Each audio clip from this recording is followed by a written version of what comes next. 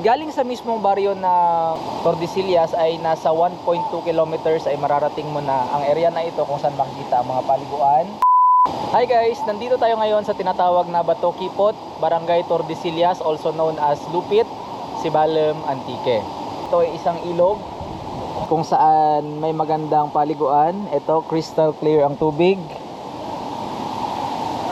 Merong paliguan dito, syempre. Diyan sa baba, maraming tao. Doon sa unahan, papunta pa doon sa dulo. And marami ring mga tents or cottages dito sa paligid. Ayan, tingnan nyo.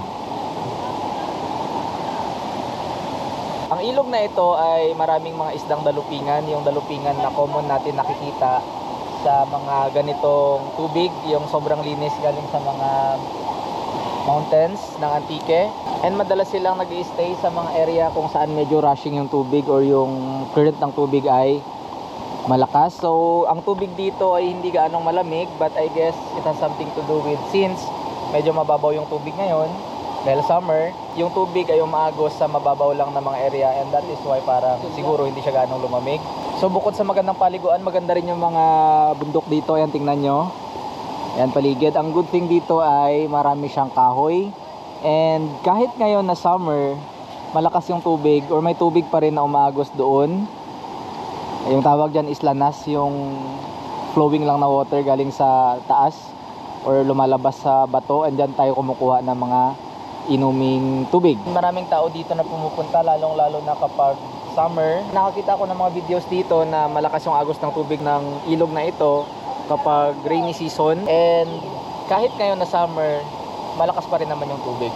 And mas magandang maligo dito ngayong summer kasi nga hindi ganun kalakas yung current ng tubig. So paano ba pumunta dito? I guess mga nasa less than 20 kilometers galing sa bayan ng Sibalem ay mararating nyo na ang Barangay Tordesillas, at ang daanan ay mix ng concrete and meron din siyang rough road, pero sa kasalukuyan ay sinesemento na nila. And galing sa mismong baryo na Tordesillas ay nasa 1.2 kilometers ay mararating mo na ang area na ito kung saan makikita ang mga paliguan. More or less 1.5 kilometers galing sa mismong baryo papunta sa spot kung nasaan ako ngayon.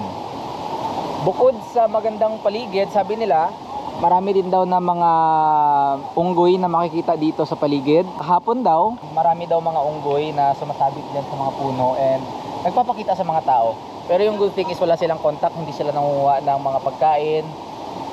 It's just parang nag-chill lang sila dyan sa mga puno. According sa mga kasama ko na taga Bululakaw na pumunta dito ngayon. By the way, shout out no, sa mga taga Bululakaw na kasama ko papunta dito sa may Bato Kipot. And itong mga bundok na ito, itong area na ito as a whole, ay part ito ng Sibalem Natural Park. So ibig sabihin ito ay protected. Bawal dito gumawa ng mga illegal, bawal kumuha ng mga kahoy, bawal kumuha ng mga bato.